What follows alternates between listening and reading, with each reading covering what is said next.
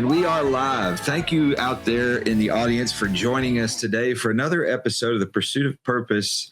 What Are We Doing? Live show that we do every Tuesday morning at 10 o'clock. The series that we're in right now is talking about being the best dad. About fatherhood. Mm-hmm. And I'm Rob. I'm Chuck. And today we have with us a special guest. He's with us remotely joining us. If you would, go ahead and introduce yourself. My name is David Moore. And David Moore. Yes, I'm a minister. I run a nonprofit called Real Life with David. I named it that for two primary reasons, because ministry is about real life experiences, and it's 4 words I know how to spell. So there's a win-win. I do a variety of different things, including being a dad. And at the moment, I'm a dad of a 17-year-old girl and an 18-year-old boy. So it's an adventurous life. You know, it's a fascinating thing. You said you've got 2 kids. That qualifies you, legally as being a parent.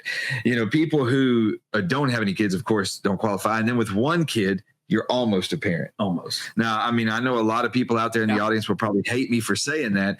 But if you've got 1 kid and you find something in the house broken or a mess, you know who did it. That about narrows it down. Yeah. But if you've got 2 kids or more, I don't know. That's the response you're going to get. When you ask them what happened. I don't know. Or wasn't me. Right. Right. And then with 1 kid in the back seat of the car, you're not going to hear all this. And he's touching me, or she's touching me, or they're on my side, or what? They took my toys. If you got 1 kid and they're doing that in the back seat, you got bigger problems than parenting. Yep. Right. They're fighting with their imagination. Right. That's when you called Chuck and said, I need help. I need Yes, there you go. Well, we're grateful that you could join us today on this episode, and we look forward to seeing what perspective you bring to this topic. One of the things, and it's talked about quite a bit, but not enough, one of the things that we notice in our industry and in our personal practices is that it seems like the American family, the great American family, the institution that America was built on, is in decline and has been for decades. And that the role of the father, the dad, seems to be diminished. And it seems like there has been a political movement to take out the value of manhood and fatherhood in the home. Yeah. What do you think about that? Well, first question I have is, you did announce this wouldn't be a horror show, right? Because you start mentioning dad and people run, hide. They get terrified. Being a dad is absolutely not for the faint of heart. No. But there is definitely a trend to move where men are not important, or dads are not important. And it's just absolutely not true. There's not one study that shows people are better off without a dad or without a mom. That's right. The goal is to have that balance of the two. And there's so many things that a dad brings to the table. But I've been thinking about this. I think one of the things that worries me the most, though, is we live in a society that pushes education on everything. If you work a job, they want to make sure you're educated on it. The push to go to school, high school, college, and all this stuff. But when it comes to parenting or being a dad, you're just supposed to automatically have the knowledge. And you don't see a lot of parents that are especially dads, who are studying to be a dad. And if we're just basing it on what our parents were like, some had good dads, some didn't, some were raised with a dad, some weren't. And you can't just base it on what your personal knowledge is. I mean, there needs to be conversations like this that talk about what works, what doesn't work, what's good for the kid, what's not. I think one of the biggest fears in being a dad is you realize you cannot be self-centered. And I think that's where a lot of the world, our world, is moving quickly towards self-centeredness. If you don't believe that, get on the highway and drive. Everybody's worried about themselves, and get out of my way, I'm driving. It's centered around, that holy trinity of me, myself, and I. It's all about me. And it all sound like choir singers. Me, me, me, me. I mean, it's all me. And then when you become a dad, it absolutely is not about you. And the focus is the child. And I think the mistakes a lot of dads make is, my way or the highway. It's how I think. It's my direction. And the goal is not me as a dad. The goal is the child. And I think, I think, Mhm. go ahead. No, finish your thought, Bubba. I was just going to say, I think a lot of it pivots on the fact that we as dads have got to get to a point where we're willing to study, learn, have discussions with other men, be what we'd call a little vulnerable, a little bit, outside of ourselves and get in that uncomfortable zone and be like, look, I got this issue. How do I handle this? What do I say? What do I do? How do I act? And I think that's where we have to get as men so that we can benefit our kids, because our goal as a dad is a teacher, a director, a mentor. We've got to teach our kids what they need to be. And I think, you guys can correct me if I'm wrong. I don't mind being wrong. My wife tells me it's the best thing I do, the most prevalent thing I do.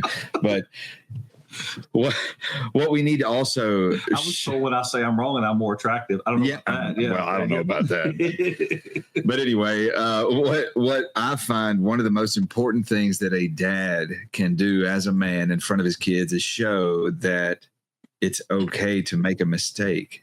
It's okay to show that I don't have all the answers. Right. It's okay to show that I fail more than I succeed. Yes. Because that's the truth. That's the truth about life. I don't care who you are, how successful you are. Behind every success is a bag of failure. Absolutely. You can't have one without the other. Right. Yeah. So that's, in my mind, one of the key ingredients to being I can't say successful because I don't know how to measure success as a dad, because my wife and I have had the experience of 8 different little lives coming through our lives, and some of them have already grown and gone and done their own things, and they're all at different levels. So I don't know if I'm a successful parent or not, but I can say that it feels like little moments of success when they realize that it's okay to be human. Yes. Yes. Well, and at the thank you for the monologue a moment ago, Dave, because at the very end, he went through that series of questions. Yes. What to do, how to do it, when to do it, all those sorts of things. And I like that you gave that as a counterbalance to the faint of heart, because you start out by saying it's not for the faint of heart, which implies there's going to be fear involved. And how do we face fear? We start to develop these quality responses, like these questions.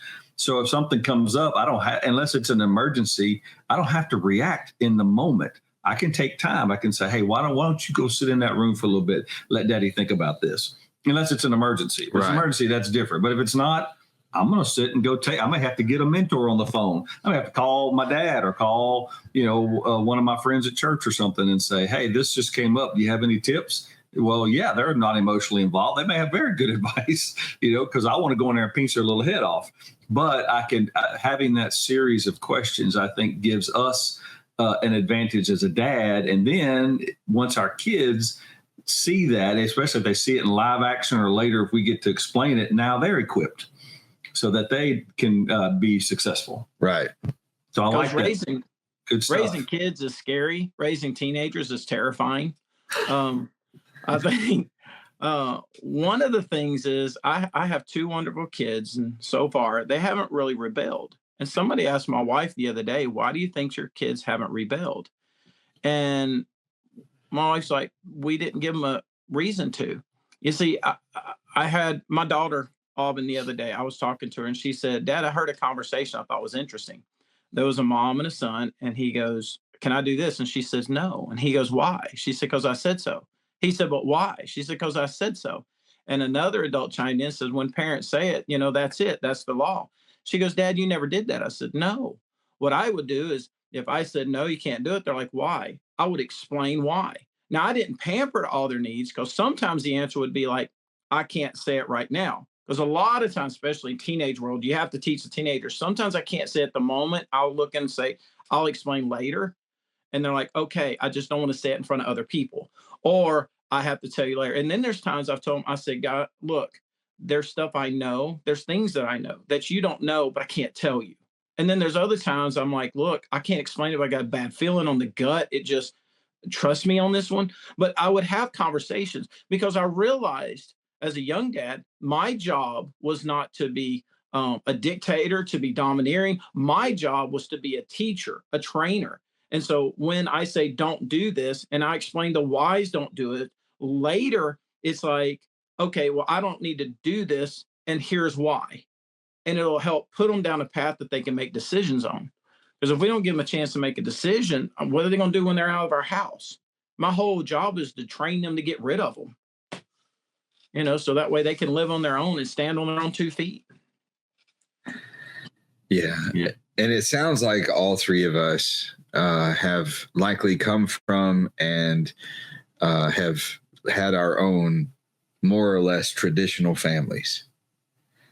I would like to discuss some of the more non-traditional roles that men play in the household nowadays. And what I mean by that is there are a lot of fathers out there that are not performing as dads. Yeah. There are a lot of male humanoids that have procreated, and they have made decisions that took them out of their children's lives for whatever reason. And a lot of times those men have regret over that. Yeah. And they don't know how to re-enter that kid's life. And that is a thing that I don't know that anybody addresses. I don't know that anybody discusses because there isn't one way, but proper ways or healthy ways of doing that. Right. And then encouraging these men, these young men, most of them are young, encouraging them that they are worth it to enter those kids' lives almost no matter how flawed they are. Because it's not about them. Right. Like you said before, David, it's about those kids. Yeah. And those kids need to know that they were worth whatever it took for that man to come in and humble himself and be a part of their life. And even if a man, if he's a criminal, if he's a drug addict, if he's a drunk, he doesn't want to pass that on. A lot of times there's a lot of shame, psychologically they feel a lot of shame. They're carrying that burden around with them. Yes. So they say, I'm not worth it. Yeah. I'm not worth being a part of my kid's life. I don't want another human to grow up like me. Right. So I'm just going to stay out of the picture. Yes. The problem is then that kid grows up with the burden of a conscience that says he's not worth it. Yes. And that's how I can tell you from personal experience. I had a dad that raised me, that treated me as his own. Genetically, I was not his own. But it constantly left me with this psychological, why wasn't I worth it? Why didn't the guy who made me, brought me into this world, why didn't he value me enough to know me? Right. What was it about me that's so flawed, so bad? So I can tell you this, no matter who you think you are, how bad you think you are, your kid deserves to know you. Right. And you have something in you that's worth knowing. So if somebody out there in this audience sees this or hears this moment, you're worth it, even though you may not feel like it or know it. Right. And there are guys out here, I'm one, Chuck's one, I'm sure David is one, that would be glad to talk to you and help you learn how to address that kid. Right. And help you do it, even if it meant that I had to go physically to wherever you are and help you do it. Would be glad to. Absolutely. And I like that you're describing these dads who do have challenges in their adulthood, and maybe in some way there's either a shame factor or a protective factor. For whatever reason, they're avoiding the opportunity to influence. Yeah. So if we did have a chance, if either of the three of us had a chance to talk to one of those struggling men to say, of the things that you now have figured out in your multiple decades of life, 2, 3, 4 decades of life, what would you want your children to know about the best of you? Yes, I know there's some worst of you you'd rather keep them from. Right. But what are some of the best of yous? For example, maybe they do keep at least some competitive work. Maybe they do get up in the morning and go. Maybe they're not aspiring, but there's an ethic there. And there may be others as well. Maybe they pray, maybe they do other healthy things, and but they also have these other unhealthy things. So if they could have a moment to influence their child on at least the healthy ideas, then later they can be a little more open and honest with a more adult child about some of the unhealthies, and it may start making life make a little more sense. But I can tell you that I was raised by a very busy dad. He took a supervisory role early on in my life, and he was gone a lot. That Motorola pager, even the whole family would groan when it would go off, and off to work he would go. And so for whatever reason, when I look back, I remember more specifically, I mean, dialogue almost, to a script that he and I would have, because it happened a whole lot less frequently than all the other people in my life who were just kind of more commonly there. And maybe there was some male attachment there. That's my dad and that kind of thing. But I really think it's because I was still hungry for more. Right. And his moments where he would pull me aside, say something about the car, something about sports, something about whatever, I can remember it almost specifically. It's odd because you were mentioning those brief but effective interactions. That's right. And I would definitely encourage any struggling dad that may hear this to say, you don't have to struggle. Reach out to someone like one of us, and we'll help draw that out of you. So if a contact is made, imagine that little priceless gem that kid will never forget. It's a whole lot better than avoiding them. So when I was little, my dad owned Mechanic on Wheels. It was one of the very first mechanic businesses that go to the location. As a kid, I'm thinking, well, of course they come to you. Your car's broke down. How do you get the car to you if it's not, And my dad told me, he said, every morning I'd get up and go with him. It wasn't a question. As a little kid, I was gone. At 9 years old, my dad left. I remember the day he walked out. I remember my thoughts. That day is very vivid in my head. And over the years, it's been quite interesting because there has been, I would go visit for a couple of times a couple of weeks out of the summer. He moved from Louisiana to Texas, so I didn't get to go see him every other weekend. It would just be a little bit during the summer here and there. And Right.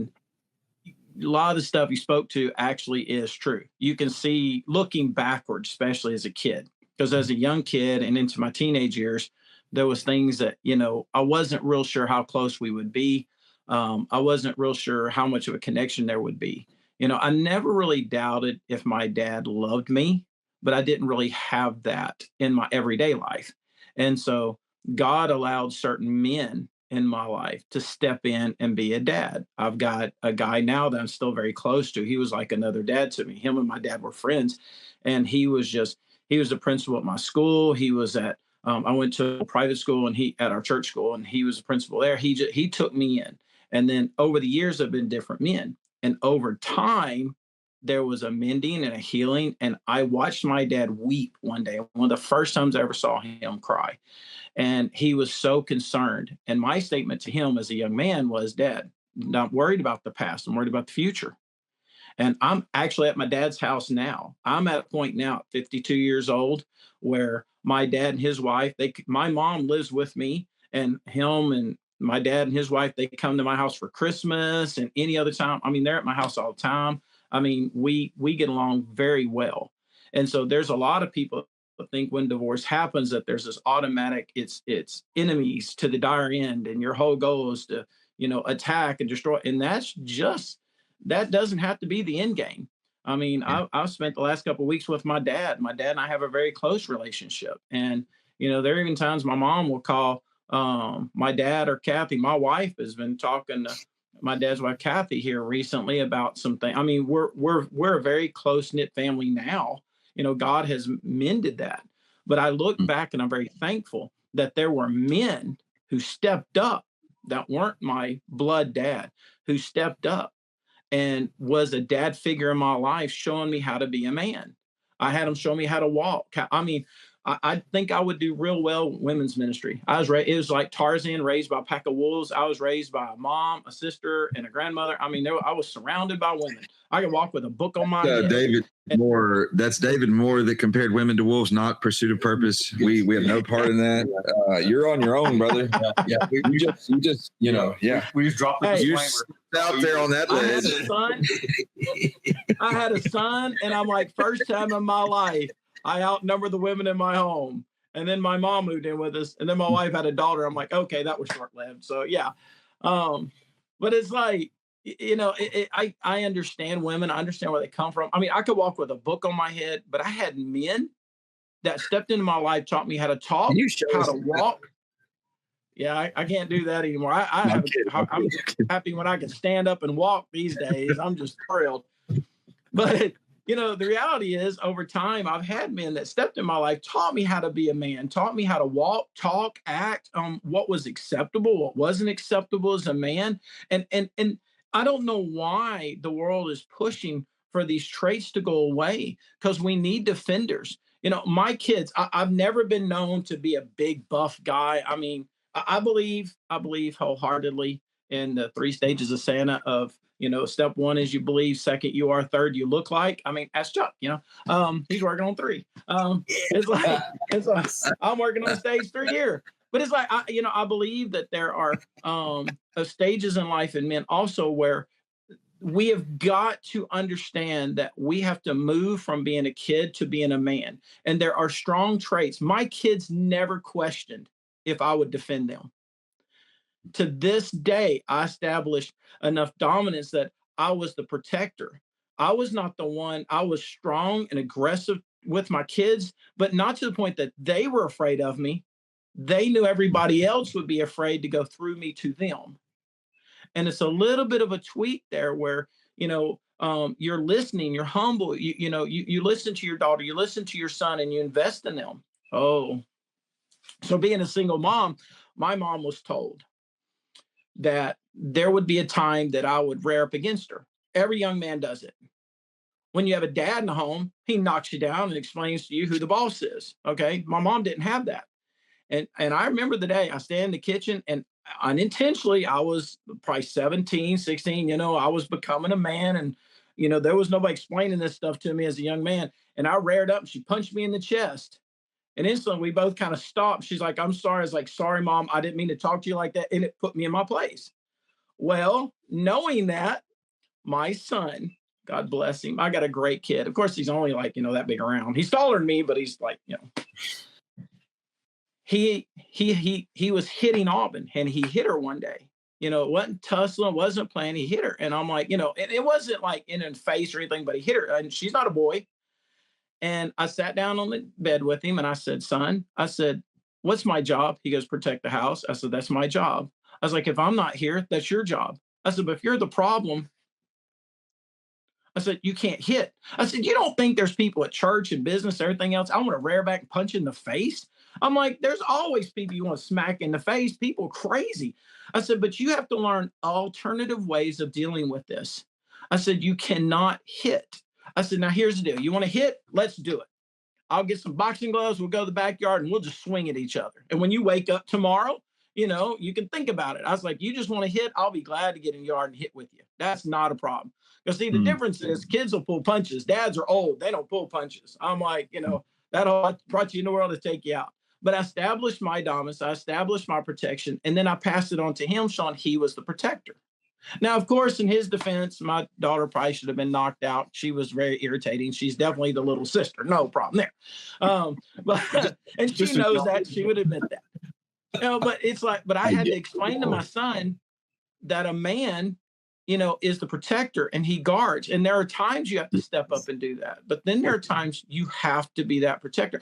But those are traits as a dad that needs to be handed down to other men, to show them our job is to protect, to guard, to guide, to work. You go to work and you get sick, suck it up, go home, throw up, wash your face, take a shower, go to work the next day. You take care of your family, whatever that takes. So, yeah, so that whole single dad, there's definitely a need for that, where men realize you may not be able to be in their life 100% of the time. And you and your wife may not get along. Suck it up, buttercup. It's like, this is not about you. Just because you don't get along with somebody at work doesn't mean you quit and you go home and cry. No, you don't get along with somebody in your family. Fine. Your job is that kid. Your job is that boy or that girl, and they need that figure in their life. You need to make a peace treaty, whether the other parent will or won't. You try to make a peace treaty and say, listen, here's what I'm going to do. I'm going to get along with you as best I can. I know we're at odds, because time will mend a lot of that.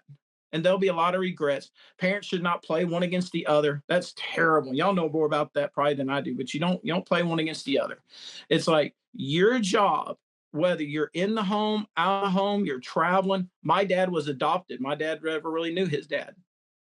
I had the privilege of taking him to Artesia, and I found the location where my dad's dad died.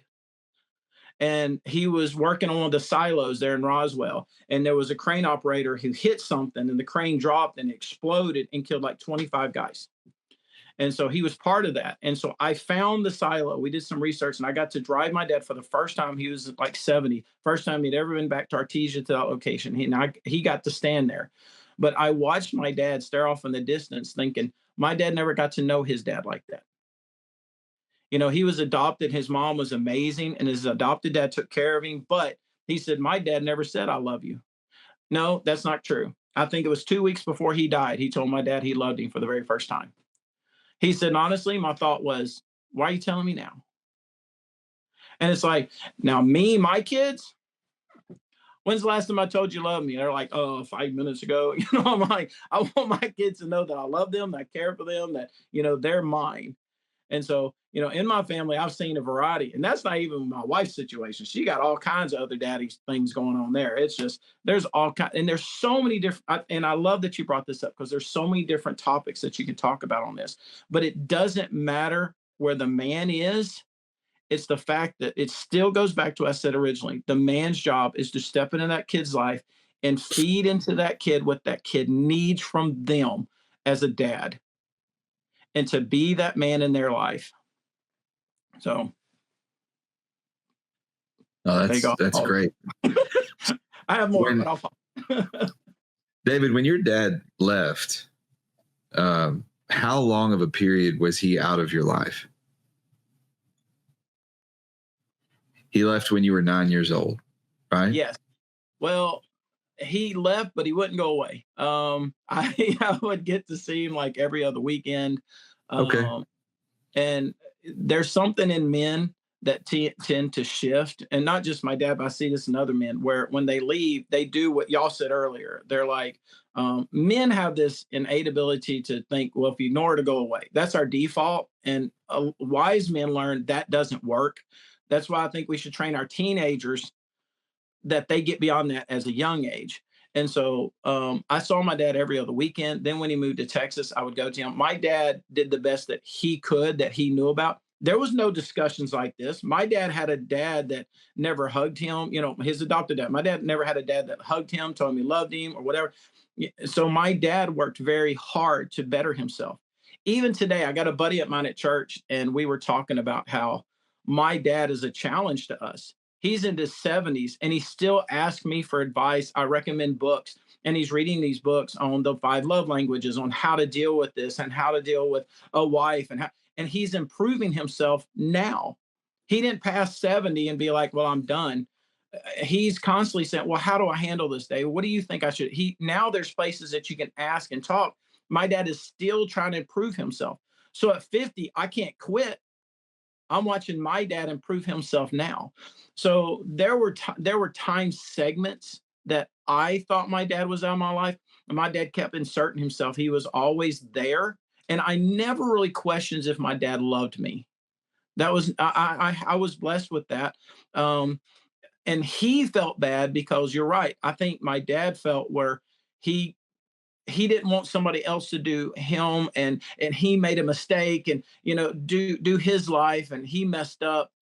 And it's like, that's, I guess that's the perception from, well, it can be the perception from a kid or the parent, but the reality is my dad did the best that he could do with the knowledge that he had from that time. But yeah, he I don't know, probably my mid-20s. I made a late night phone call to him. I'd been praying, and we talked. And from that point, we just got closer and closer and closer and closer. And I think the reason we got closer is I allowed myself to step closer. And again, it got to that conversation in my early 20s where my dad was like, I've made mistakes. I've done this. I'm like, and I finally told him, I said, Dad, I don't need a dad. I need a friend. And my dad's probably been one of my best friends. I can confide in him. He knows everything about me. I can talk to him about anything and everything. And that's probably been one of the best things for me, is somebody that, a dad that I can talk to and vent to. He doesn't hold it against the people I'm talking about or against me. We can have those open conversations. And that's been probably the greatest thing in my life. I love the fact that I have that in a father figure like that, because I've got other father figures, but my dad, I pick up. It's very difficult to be here in this house because at the end of the day, I'm calling, hey, dad. And I'm like, I go to pick up the phone. I'm like, I've already told him he was with me. There's nobody to call. Like, I'm so used to calling him every day, telling him what's going on. And I'm like, wait, he was there. I was with him. I'm used to that trigger of, hey, dad, this is what happened. Here's what's going on. Hey. And so being here with him, I'm like, well, because you're sitting next to me. There's no reason to call you. So, but yeah, he's been a good friend to me. So there was not really a big gap. I hope that answered your question. It wasn't a really big gap between the times. There were just segments in my life where, he just wasn't there physically. Well, something that I've learned through my own experience and that of others, that if you're a dad and you have created a gap, a big relationship gap. Let's say that you're in a divided family, or let's say you're young and you got a girl pregnant, and then you chose to not be in the kid's life, and there's some regret there and some remorse, and you don't know how to bridge that gap. I'd like to challenge you to start somewhere. Yeah. And I don't care. I mean, it truly does not matter how old you are and how old that kid is. If you're both still breathing, there's still time. And I can promise you from personal experience and perspective, that relationship is worth creating. Yes. It's worth building, no matter how big the gap is. And as early as you can, the better you'll be. Right. But just because it's not early, it's not too late. Right. So get to know your kids, become a part of their life. No matter what failures you may have as a man, no matter what flaws you may have in your character, there are very few people that walk on this planet that are unredeemable. Right. Very few. There are some. But very, very few. Right. And I would speculate that the majority of men that'll come across this show don't fall into that irredeemable category. Yeah. Right. So give your kids what you have inside of you. As a man, I guarantee you have something that can bless them, that can help them, and they want it. Right. They need it. Right. It's a part of our instinctive desire to have our father's input into our life. I think David's story about his dad was always around, but later they became closer and closer and closer. And it's almost like your dad, David, was looking for those redeemable opportunities and handled those very maturely, in that he wanted to know more. So he kept getting into books and reading and other types of things to say, how can I do this better? I have this incredible opportunity to get even closer to my son. And as my son gets into his adulthood, with marriage and other things, careers and kids, and I like to think that most of those redeemable men that you're referring to, that's really what they want. Yeah. They want that opportunity. And and I encourage any man that may be listening to this that may think they're ineligible. First of all, you're not. And second of all, do not wait for somebody else to break that seal. If there's a crust to see, go first. You go first. Have the courage to go first. And even if you don't get the response that you were hoping for, if they heard it, they are responding. Maybe still on the inside, but it's coming. But if nothing else, it's about the gift. It's not really about the gift. It's about what you give. That is covenant love. If I'm giving to my child, even if we are distant in our relationship, I'm still participating. It's an amazing thing. You brought something to my mind, maybe a little inspiration, but as a father, you are nature's seed bearer for the human race. That's what you are. You planted the seed that grew that child. Whether you like it or not, you did it. Right. You made yourself a father. So with that comes the responsibility of planting mental, emotional, and spiritual seeds as well. Yes. So, David, something that your dad did, even though he couldn't be the original form of what he wanted to be for your life, he continued to plant seeds in whatever form he could. Like you said, he was around on the weekends and different things. And eventually, look what grew of it. Mm-hmm. You are now reaping the harvest of the seeds that, he planted, and then eventually you planted back into that relationship. So all men possess that ability. Right. Well, that needs to be a whole next episode is on seed planting. The seeds of fatherhood. The seeds of fatherhood. So I think we just named our next episode. I think we did. and something that we mentioned at the beginning, to circle back to, because y'all mentioned it just now, is I was talking to a guy. I was a youth leader at this church, and this guy comes in. I was mentioning a book, talking about my dad, the 5 love languages, and talking about it. And he kind of rolled his eyes. And this young guy walked in, and I'm talking about, he's the baseball sports guy. I mean, he's very much the man kind of guy. And he's like, "What y'all talking about?" And I told him this book, this. He goes, "Oh, that's a great book." And the guy looked at him all confused, because most men think you have to figure it out on your own. And it's just not true. I mean, educating yourself to be a parent doesn't mean you're a bad parent. It just means you want to be a better parent. And men have this perception that if I have to study it, that means I'm a flawed. And that's a lie from history. That's just not true. And I think we have got to do that, to pursue, how do I give myself better? Well, I'd spend more time. Yeah, but if time is not an issue, well, I'll buy stuff. Well, if they don't care about gifts. So studying things like, the love languages of a child or teen, and studying books on, listen to podcasts like this, and getting with people, educating yourself on how to be a parent, I think is critical. I think it's critical to being a good dad. Yeah, I mean, like we talked about earlier, it's a beautiful thing to illustrate that you're flawed, to show that you can make mistakes. But it's also a beautiful thing to learn that you can learn from other people's mistakes before you make your own. Yes. So that you don't have to repeat, everybody else's plus yours. Right. Like, you can take somebody else's wisdom and understanding and learning and experiences, and then take that and make new mistakes with it. Right. Yeah. Create your own stories. But I think that's very wise. Yeah, me too. I wish I had done more of that in my youth. I wish I had learned better how to be a man and a father. I can tell you, in the early days of being a dad, too often, and I don't think all the time, but definitely too often, I operated from a fear of failure. Yeah, and because I wasn't informed. I didn't, and it wasn't that there wasn't good information around. I didn't seek it as much as I should. And occasionally it would get, basically crammed down my throat because we were forced to hear a sermon or something like that. Hear that. But I wished I would have been more, had an appetite for consuming. And it later, toward as the kids got it in, we got some momentum in their growth, I did start seeking things, but I wished I would have started it earlier. So if you're a young dad, or if you're looking to start a family, or you just started a family, maybe your kids are still little, they barely understand words, now's the perfect time.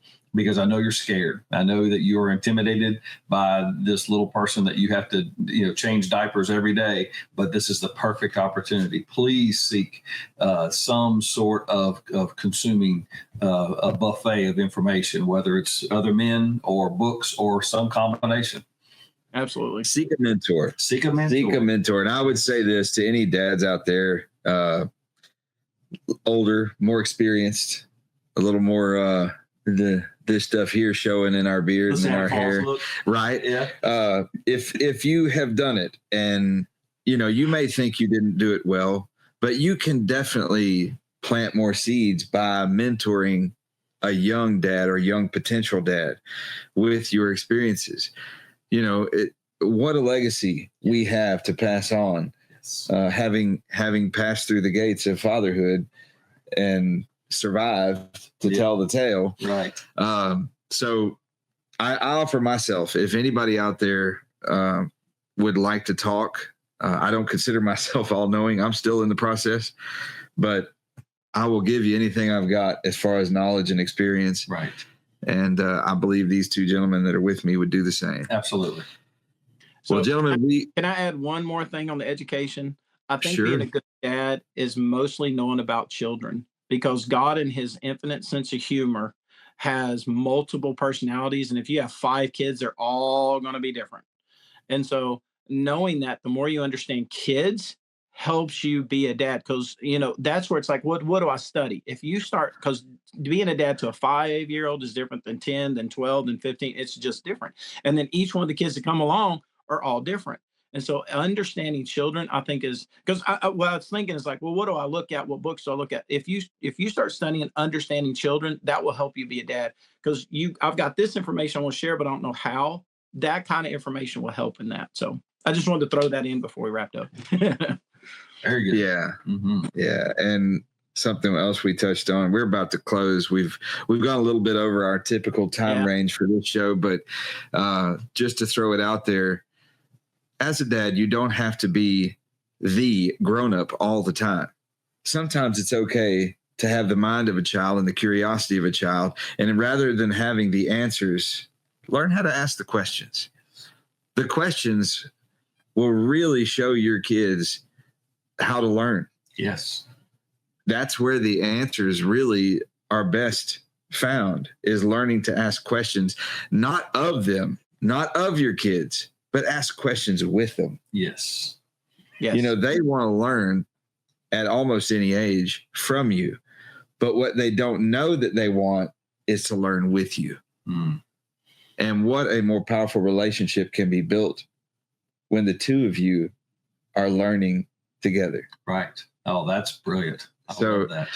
It just came to me while, the conversation was being had. Because that child curiosity, it's still in there. Yeah.